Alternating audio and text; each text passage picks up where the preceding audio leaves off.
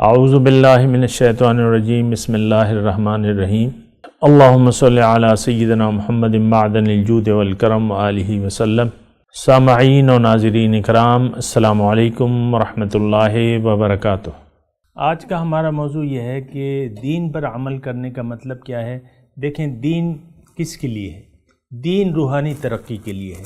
یعنی روح کو اگر آپ انسان، یہ بات نوٹ کر لیں کہ انسان آیا ہے ترقی کے لیے، نقصان کے لیے نہیں آیا ہے دنیا میں۔ انسان فائدے کے لیے آیا ہے، نقصان کے لیے ہے۔ فائدہ کیا ہے؟ روحانی فائدہ۔ جسم کو اس کے تابع ہے۔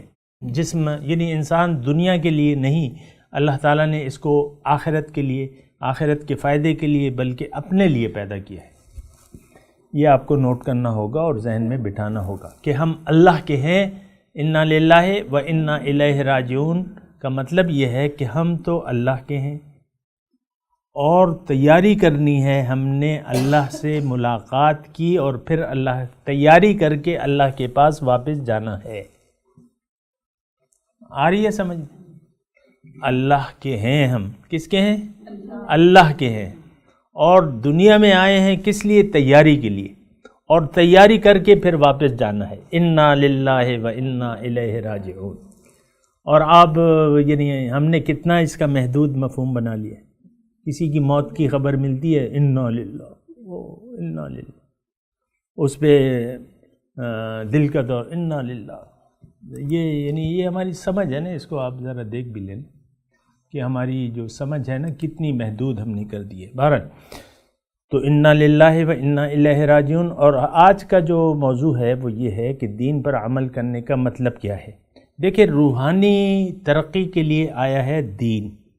جیسے کہ آپ جسمانی فوائد حاصل کرنا چاہتے ہیں تو مختلف، آپ دیکھیں دنیا میں زندگی گزارنے کے لیے یا ظاہری فائدے کے لیے آپ کتنے متمنی ہوتے ہیں، اپنے بچوں کی بھی دعائیں دیتے ہیں کہ اللہ تعالیٰ تمہیں بڑا آدمی بنائے، اور جب دلہن کو رخصت کیا جاتا ہے کہ اللہ تعالیٰ تمہیں اچھی زندگی دے۔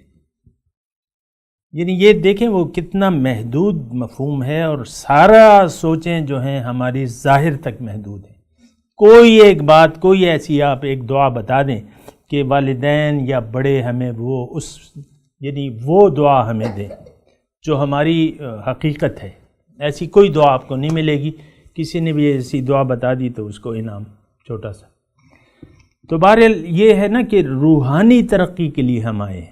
ہم حقیقت میں روح ہیں، یہ نہیں ہے جسم نہیں ہے۔ جسم تو ہمیں پھر اللہ تعالیٰ دے گا، بہت اچھا جسم دے گا۔ دوبارہ جب زندگی اللہ تعالیٰ دے گا تو آپ کی تمام شکایات دور ہو جائیں گی۔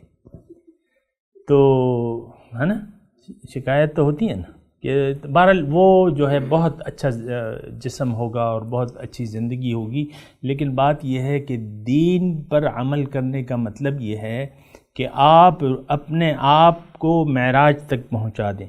ہر انسان کی معراج ہوتی ہے، جیسے کہ حضور صلی اللہ علیہ وسلم نے معراج کی تھی اور معراج کی رات ملاقات کے لیے گئے تھے، اسی طرح امت کی معراج بھی ہے، اسی طرح انسانیت کی معراج ہے۔ اور انسانیت کی معراج یہ ہے کہ یہ اپنے رب سے واصل ہو جائے اور اس کا وصال ہو جائے۔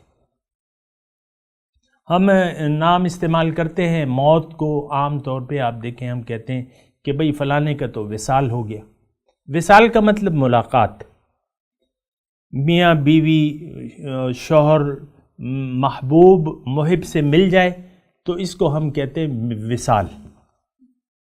محبوب اپنے محب سے مل جائے، ملاقات ہو جائے تو وہ اس کو ہم وصال کہتے ہیں۔ لیکن ہم نے وصال کے بھی ایک محدود مطلب لے لیا ہے، اور بہرحال میں اس پہ بات نہیں کرتا۔ لیکن اصل میں اللہ سے ملاقات ہماری معراج ہے، اور یہ آپ دنیا میں بھی حاصل کر سکتے ہیں۔ اس کی کیا اس کی تشریح کیا ہے؟ اس کی تشریح یہ ہے کہ آپ کے اندر جو آئینہ قلب ہے وہ اصل میں اللہ کی وہ ہے، عرش ہے، عرش الہی ہے۔ قلب المومن عرش الرحمن، آپ نے سنا ہوگا کہ رحمان کا قلب جو ہے وہ عرش الہی ہے، بس اس پر تھوڑی سی مٹی گرد پڑی ہوئی ہے، ظاہر کی کوئی گرد پڑی ہوئی ہے۔